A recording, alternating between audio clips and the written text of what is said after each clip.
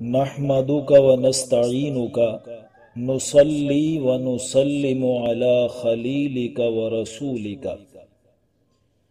قرآن حکیم کلاس میں آج ہم سورۃ البقرہ کی آیت نمبر 130 تا 136 کو انشاءاللہ سمجھیں گے۔ گزشتہ آیات میں ابراہیم علیہ السلام کی دعائیں بیان ہو چکی ہیں، جن دعاؤں میں زندگی کا پورا تصور موجود تھا کہ امن والا شہر ہو، بنیادی ضروریات دستیاب ہوں، معاشرہ قوانین خداوندی کے تحت زندگی بسر کر رہا ہو، اور آنے والی نسلوں میں ایسے لوگ پیدا ہوتے رہیں جو انہی اصولوں پر زندگیاں بسر کرتے رہیں۔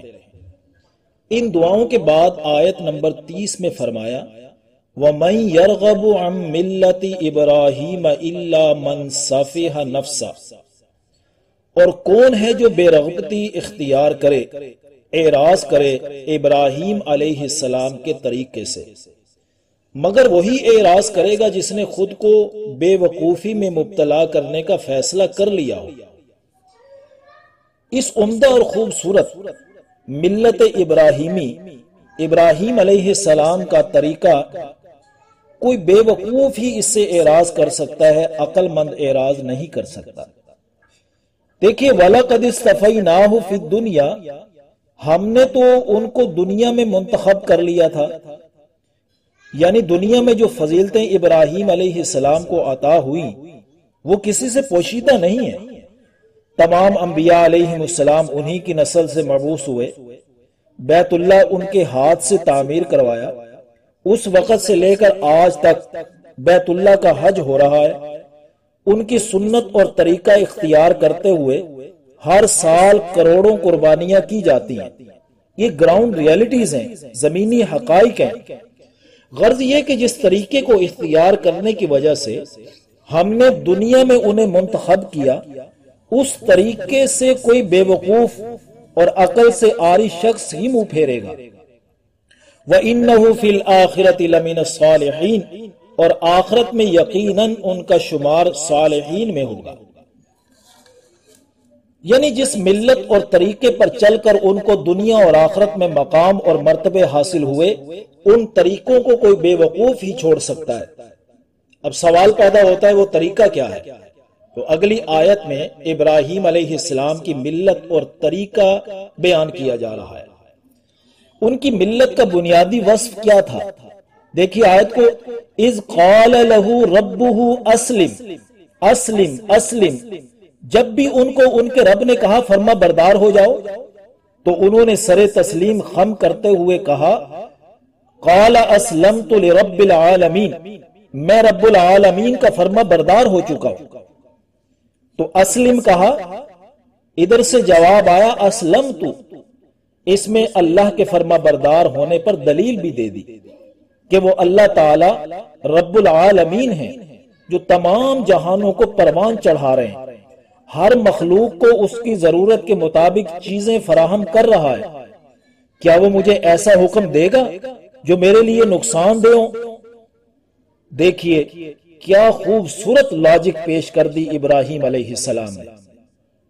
یعنی ابراہیم علیہ السلام کی ملت اور طریقہ یہ تھا کہ انہوں نے اللہ کی فرما برداری پر کمر کس لی تھی۔ ابراہیم علیہ السلام کی ملت اور طریقے کو سمجھنے کے لیے ضروری ہے کہ اس موقع پر لفظ اسلام کا معنی اور مفہوم سمجھ لیا جائے، کیونکہ اس آیت میں آیا نا کہ اس کے رب نے اس سے فرمایا اسلم، اسلام لیا، فرما بردار ہو جا، تو پھر اسلام کا معنی بھی سمجھ لینا چاہیے۔ اسلام کا معنی ہے فرما برداری کرنا، آرڈر اوبے کرنا، ظاہر و باطن میں رب کائنات کے سامنے جھک جانا، خود کو شعوری طور پر سرنڈر کر دینا۔ بندے کی اس سے بڑی سعادت اور کیا ہو سکتی ہے بھلا کہ وہ اپنے خالق کا فرما بردار ہو جائے؟ اسی میں بندے کی سلامتی ہے، سیف سائیڈ یہی بنتی ہے۔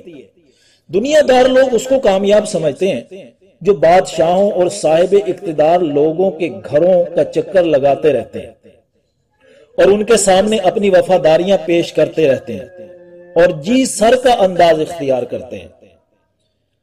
تو کیا اللہ تعالیٰ ساری کائنات کا بلا شرکت غیر اکیلا مالک نہیں ہے؟ اسی کی فرما برداری سے انسان کوئی مقام اور کامیابی حاصل کر سکتا ہے۔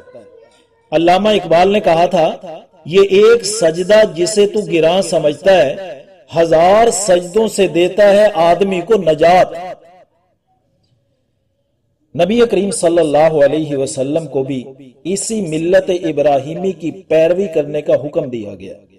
دیکھیے سورۃ النحل کی آیت نمبر 123 کو کہ ثم اوحینا الیک، پھر وحی کی ہم نے آپ صلی اللہ علیہ وسلم کی طرف، ان اتبع، یہ کہ آپ پیروی کریں، اتباع کریں، ملت ابراہیم، ابراہیم علیہ السلام کی ملت کی، حنیفاً، جو بالکل یکسو ہو چکا تھا، وما کان من المشرکین، اور وہ مشرکین میں سے نہیں تھے۔ اب اگلی آیت کو دیکھیے، وَوَصَّى بِهَا إِبْرَاهِيمُ بَنِيهِ وَيَعْقُوبُ، اور اسی ملت پر چلتے رہنے کی وصیت کی تھی ابراہیم علیہ السلام نے اپنے بیٹوں کو، اور حضرت یعقوب علیہ السلام نے بھی اپنے بیٹوں کو یہی وصیت کی تھی، اور وصیت کرتے ہوئے فرمایا تھا، یا بنی ان اللہ اصطفیٰ لکم الدین، اے میرے بیٹو، بے شک اللہ تعالیٰ نے تمہارے لیے یہی دین منتخب فرمایا ہے، فلا تموتن الا وانتم مسلمون، سو ہرگز مت مرنا مگر اس حالت میں کہ تم دین اسلام پر زندگی گزار رہے ہو۔ یعنی بیٹو، اللہ کی فرما برداری کا سلسلہ موت تک قائم رہنا چاہیے۔ اگلی آیت کو دیکھیے، ام کنتم شہداء اذ حضر یعقوب الموت، کیا تم اس وقت موجود تھے جب یعقوب علیہ السلام کو موت آنے لگی تھی؟ اذ قال لبنیہ ما تعبدون من بعدی، جب انہوں نے اپنے بیٹوں سے کہا میرے بعد کس کی عبادت کرو گے؟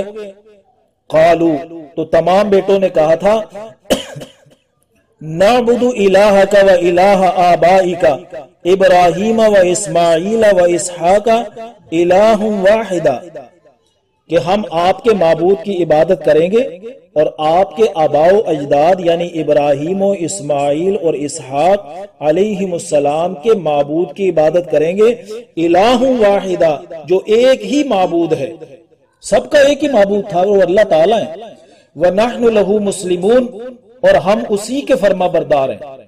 معلوم ہوتا ہے اللہ کی فرما برداری پر مشتمل طرز زندگی، لائف سٹائل اتنا اہم اور سنجیدہ معاملہ ہے کہ بستر مرگ پر اولاد کو جمع کر کے اسی کی نصیحت کی جا رہی ہے کہ اسی کے فرما بردار رہنا، اسی کی عبادت کرتے رہنا،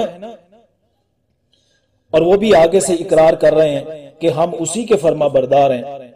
اگلی آیت کو دیکھیے، تِلْكَ أُمَّةٌ قَدْ خَلَتْ، وہ ایک جماعت تھی جو گزر چکی، یعنی حضرت ابراہیم و اسماعیل و اسحاق اور یعقوب علیہ السلام اور اس کی نسل میں وفادار اور فرما بردار لوگ، یہ ایک امت تھی، ایک جماعت تھی جو اپنا اپنا کام کر کے گزر چکے۔ لہا ما کسبت ولکم ما کسبتم، ان کے لیے وہ ہے جو انہوں نے عمل کیا اور تمہارے لیے وہ ہے جو تم نے عمل کیے۔ صرف ان ہستیوں کا نام لینے سے اور ان کی نسل میں پیدا ہو جانے سے ان کے اعمال تمہارے کھاتے میں نہیں لکھ دیے جائیں گے۔ اگر تم بھی اللہ کے محبوب بننا چاہتے ہو تو تمہیں بھی وہی طرز اختیار کرنا ہوگا جو پچھلے لوگ اختیار کر کے جا چکے ہیں۔ وَلَا تُسْأَلُونَ عَمَّا كَانُوا يَعْمَلُونَ، اور تم سے یہ سوال نہیں کیا جائے گا کہ وہ کیا عمل کرتے تھے۔ ان کے عقائد و نظریات، اعمال و کردار، فرما برداریاں و وفاداریاں انہی کے کام آئیں گی۔ تم سے تمہارے اعمال کے بارے میں پوچھا جائے گا۔ ہمارے معاشرے میں بھی لوگ بس اسی بات پر اکتفا کر لیتے ہیں کہ ہم فلاں سلسلے کے ساتھ وابستہ ہیں۔ یاد رکھیے، کسی سلسلے کے بزرگ اگر اچھے عمل کر گئے وہ ہمارے لیے کافی نہیں ہوں گے، بلکہ ہم سے پوچھا جائے گا تم کیا کرتے رہے ہو۔ ان آیات سے سمجھ آ گیا کہ اللہ کا لوگوں سے کیا مطالبہ ہے، اور اللہ کے انبیاء اور برگزیدہ بندے کسی طرح فرما برداری کی زندگی گزارتے رہے اور اپنی نسلوں کو بھی اسی بات کی تلقین کرتے رہے۔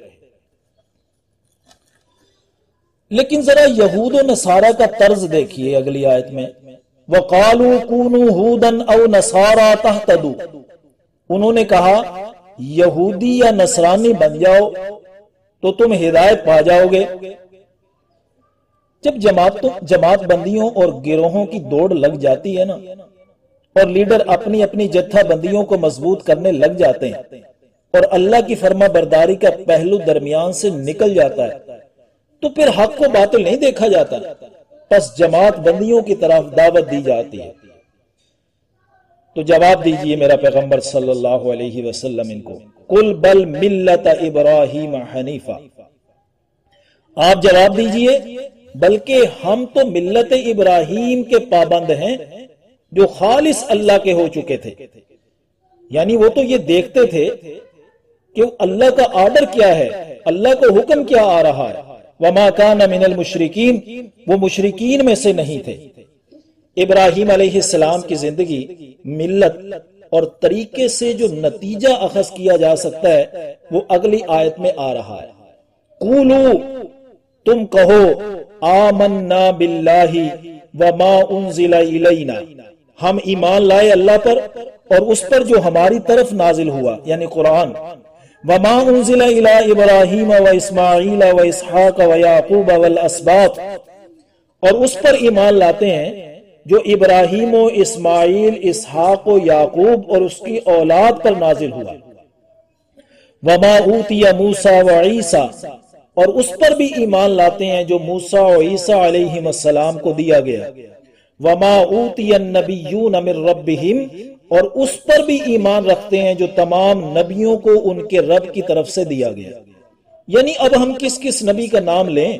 مختصراً یہ کہ ہم تمام نبیوں پر نازل ہونے والی باتوں پر ایمان رکھتے ہیں، کیونکہ یہ اللہ پر ایمان لانے کا تقاضا ہے نا۔ خواہ انبیاء اور رسول مختلف ہو رہے ہیں لیکن ان کو مبعوث کرنے والا اور ان پر کتابیں نازل کرنے والا تو ایک ہی ہے نا۔ لہذا لا نفرق بین احد منہم، ہم ان میں سے کسی ایک کے درمیان بھی تفریق نہیں کرتے کہ کسی ایک نبی کو مانے اور ایک کسی کو نہ مانے، کسی ایک کتاب پر ایمان لے آئیں اور کسی ایک کتاب پر نہ لائیں، نہ، ہم اس میں یہ تفریق نہیں کرتے۔ وَنَحْنُ لَهُ مُسْلِمُونَ، اور ہم اسی اللہ کے فرما بردار ہیں۔